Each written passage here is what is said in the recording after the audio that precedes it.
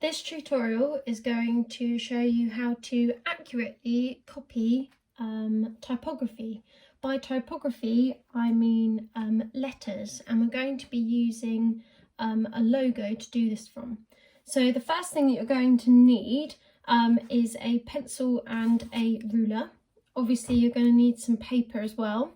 But the first thing that we're going to do is hopefully you have managed to print out a logo that you would like to copy. Now we're going to use something called the grid method, and this is something that helps you to get really accurate proportions. If I was to just copy this out directly, I'd probably find that really difficult. But the grid method helps me to split up the image that I'm copying into smaller sections, so I just focus on a smaller section at a time. So I'm going to show you first how to grid up the image or the text or the logo that you are copying. So I need my pencil and a ruler, and I need to be really accurate with my measuring now. So I'm going to do my Disney logo first, and I'm going to start at the very top corner of my page, because I know that this line here and this edge here on my page are straight. So it helps me to make sure the grid that I draw around it is nice and straight as well. Now what I'm going to do is I'm going to measure along there, right along the edge, every 4 centimetres, and I'm just going to put a little mark to show where that is. So 4, 8, 12, 16, 20, and it doesn't matter that it goes to 21 there, that's fine. And I'm going to do that down the edges as well. 4, 8, 12, and I'm just going to go to 12 because that's enough to cover this image. And if I do it on this side as well, then I'll know my bottom line that I draw in is nice and straight too. So again, 4, 8, 12, and I'm just putting a little pencil mark. And then, because I know these 2 pencil marks that I've done are both exactly 12 centimetres down, because I've measured it carefully and I've got a nice sharp pencil, I'm going to join them lines up, making sure it's nice and straight. And then I can now measure along here. 4, 8, 12, 16, 20. So I need to measure both sides. I need to measure the top and the bottom and the left and the right, all 4 centimetres. Don't go any lower than that, because then the boxes are a little bit too small and it becomes a little bit more complicated. So I'm now going to join all of those lines up.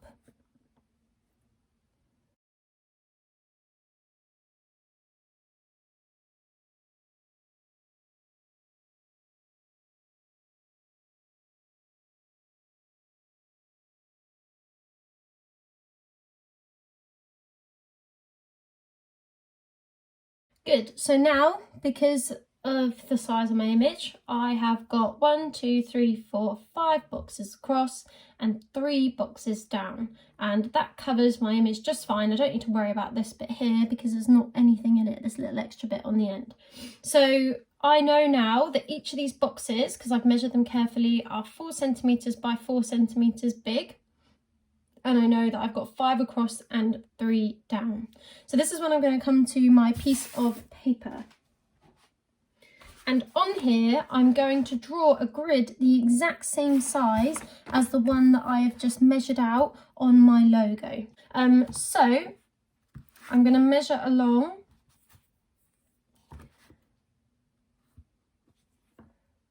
4, 8, 12, because it went 12 centimetres down. And I'll do it this side as well. 4, 8, 12. I can join that because that's then the bottom edge of my box.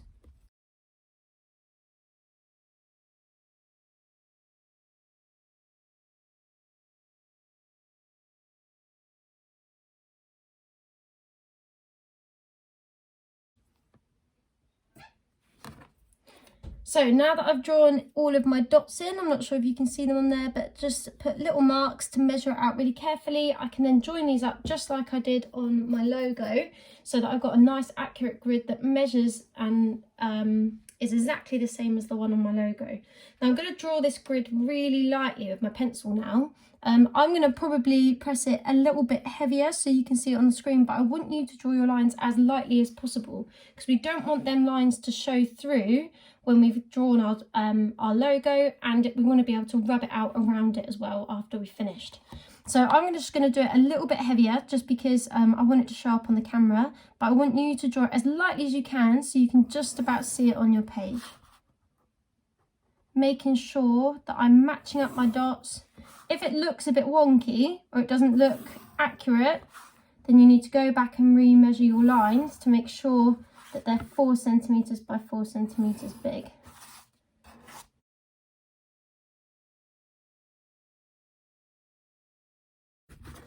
Good. So then I've got a grid that matches up with the one on my Disney logo perfectly.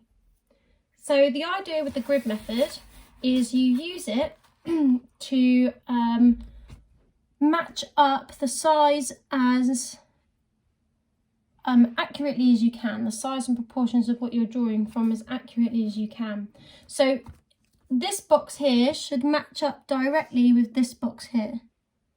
This box here should match up directly with this one, and this box here should match up directly with this one, and it's the same with all the boxes, so each one should match up exactly the same, which means that I can just focus on one part of my drawing at a time. So there's nothing in this top box here, so I don't need to worry about that. I can just leave that.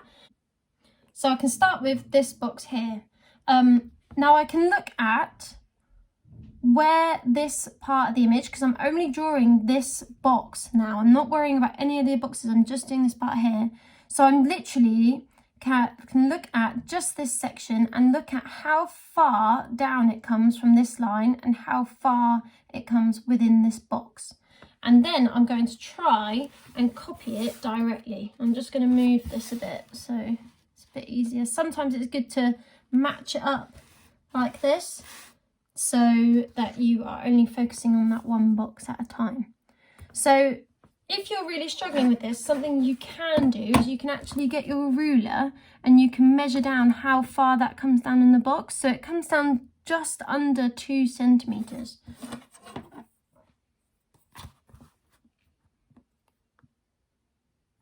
And you can put like a little mark for yourself as a little guide, or you can just do it freehand and sort of look at where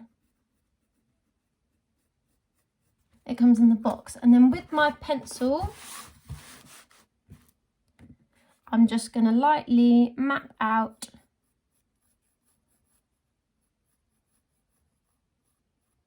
the shape of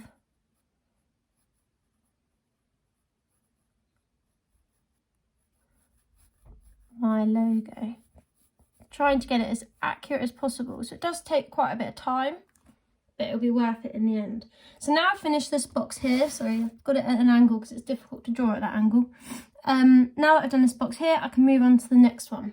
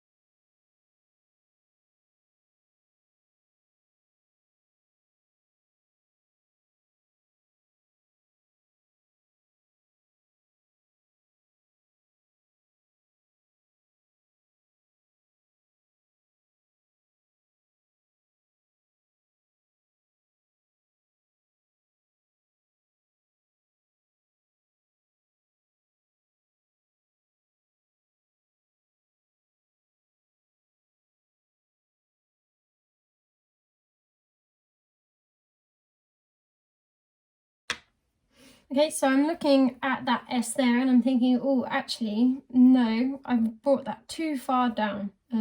So it happens to teachers as well. It's just something you need to try and stick with. There's nothing wrong with making mistakes.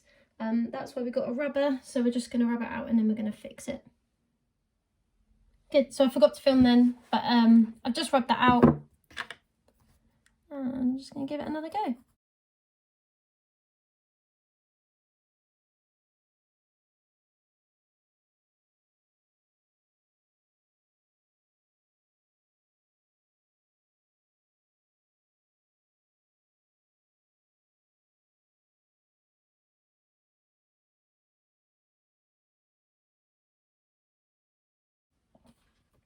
Good, so there we have it.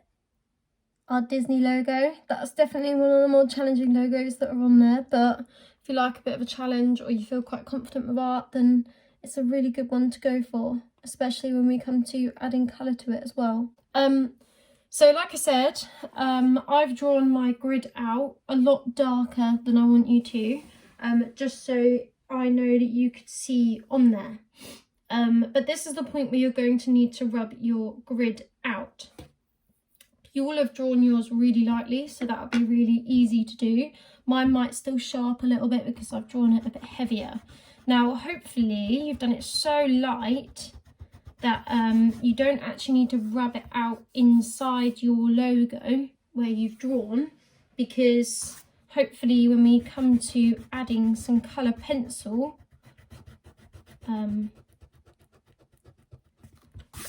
that will just cover it. So I've managed to rub out most of my lines. Unfortunately, this one here is a little bit too tricky to rub out without actually spoiling my picture. So that just shows that we want to have it really nice and light so that that will barely show up, okay? And I've still kept my outline of my letters nice and light because it might not necessarily have a black outline. And I know that the one that I'm drawing from doesn't. So this is the point where you want to get your colour pencils out and get yourself set up ready to start adding some colour.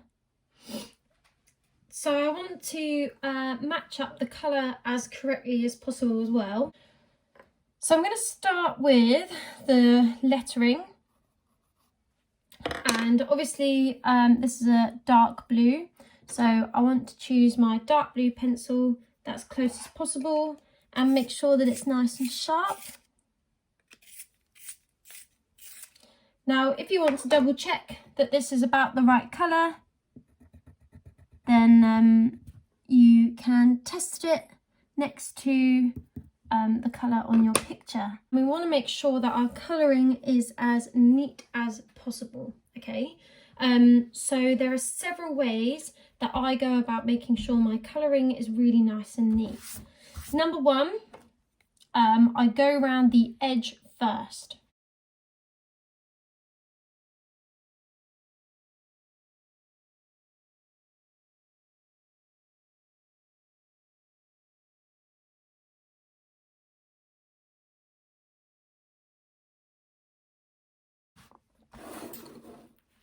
So I've gone around my outline first as accurately as I can, and making sure my pencil is nice and sharp so that I don't lose that good shape. Now the colour on my logo is very flat. It's just sort of one shade of blue. So I don't want to go in just shading like this. Because that's not dark enough, and I'm getting some sort of white gaps in there as well. So what you want to do is, just like when you're sketching, the more or less pressure you apply with your hand, the lighter or darker that colour will appear. So here's a lighter tone of that blue, there's your medium. If I apply more pressure, then that colour comes out darker. So because this is quite dark and flat colour, I'm going to apply quite a lot of pressure with my hands, and I need to try and make sure I stay inside those lines as much as possible. So just being really careful around them outlines.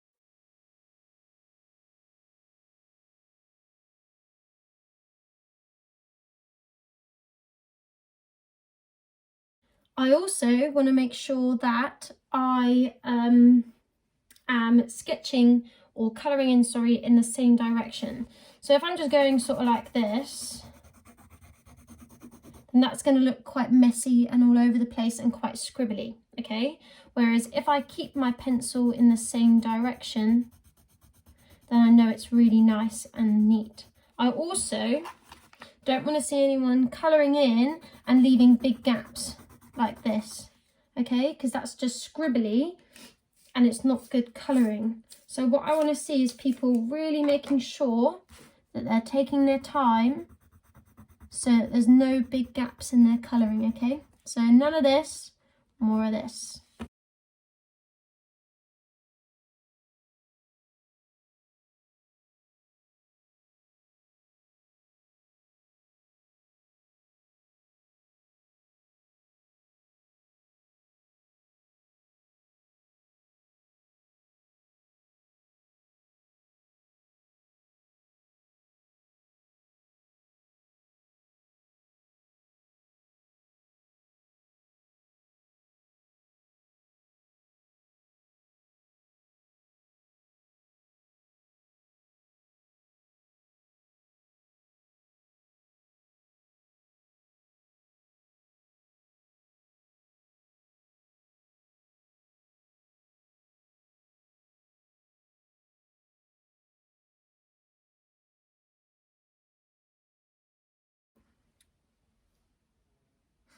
Good, so I'm really happy with that result, and the reason why it looks so good is because I've really taken my time and made sure that I stay inside the edges. I've got nice, bold, flat colour that's got no gaps in the shading, and I've made sure it's really nice and neat by staying, doing my colouring all in the, pretty much in the same direction, so I'm not just all over the place.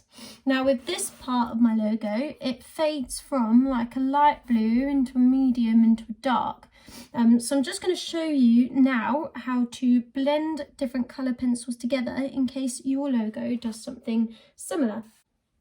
So it starts off really light, so I'm going to start off with my light blue colour pencil.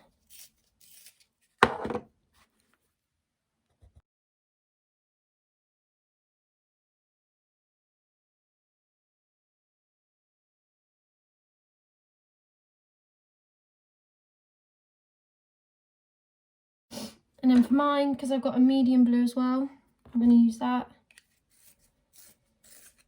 And I'm going to overlap the colours so that they blend. It's almost like mixing them together on the page.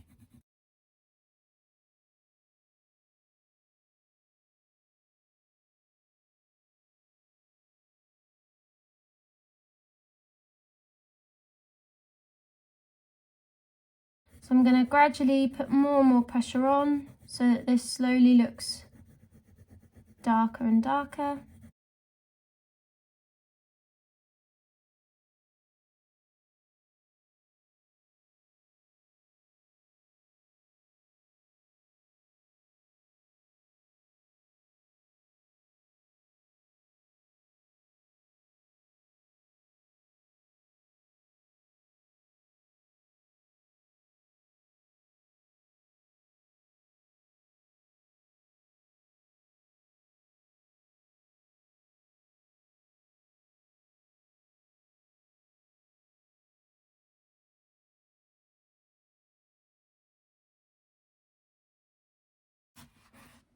So now it fades from light blue into dark blue,